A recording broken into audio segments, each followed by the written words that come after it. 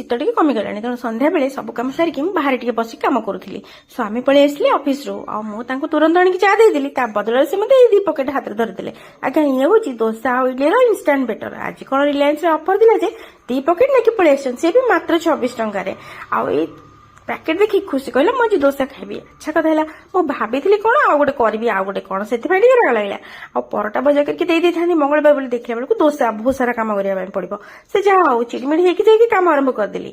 ଆଳୁ ସିଝେଇ ଦେଇଥିଲି ଆଉ ସ୍ୱାମୀ ତାଙ୍କର ପରିବା ସବୁ ମାନେ ଗାଜର, କ୍ୟାପ୍ସିକମ, ବିଟ୍ ଆଉ ମଟର ଛୁଇଁ ଏ ସବୁଗୁଡା କାଟି କୁଟି ରେଡି କରିଦେଇଥିଲେ। ତାପରେ ମୁଁ ଆରମ୍ଭ କଲି ମୋର ଦୋସା ମସଲା ବନେଇବା। ଆଉ ଜିରାରେ ପିଆଜ ଫୁଟେଇବେ, ତାପରେ ସବୁ ଯେତିକ ଗୁଣ୍ଡ ମସଲା ମାନେ ଜିରା, ଧନିଆ, ଲଙ୍କା, ହଳଦୀ, ଲୁଣ ଏଇ ସବୁ ଗୁଡା ପକେଇଦେଲି। ଆଉ ଟିକେ ଖଡଗପୁର ମସଲା ପକେଇଦେଲା ପରେ ତା ଭିତରେ ଯୋଉ ପରିବା ଗୁଡା ଆପଣ କାଟିକି ରଖିଥିବେ ପକେଇଦେଲି ସବୁତିକ।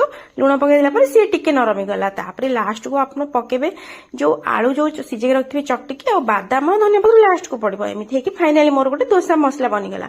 ଆଉ ଏଇ ଆଣଟାକୁ ଯେତେବେଳେ ଢାଳିଲି ସେ ଗୋଟେ ଚକୁଳି ପିଠାର ଫିଲ୍ ଦେଇ ହିଁ ପାରୁନଥିଲା, ଯାହା ଲାଗୁଥିଲା ଯୋଉ ଚିତଉ ପିଠା ଆଣ ଭଳିଆ, ଏମିତି ଆମ ଘର ମାନଙ୍କରେ ଚିତଉ ପିଠା ହୁଏ। ସେ ଯାହା ହଉ ଯାହା ଯେମିତି କରି ତାକୁ ବନେଇଦେଲି 2-4ଟା ଦୋସା ସମସ୍ତଙ୍କ ପାଇଁ। ଆଉ ତାର ତାୱାରେ ପକେଇଲାଠୁ ବି ସେ ଗୋଟେ ତଳଟା ଟିକେ କଳା କଳା ପଡିଯାଉଥିଲା ସାଙ୍ଗମାନେ।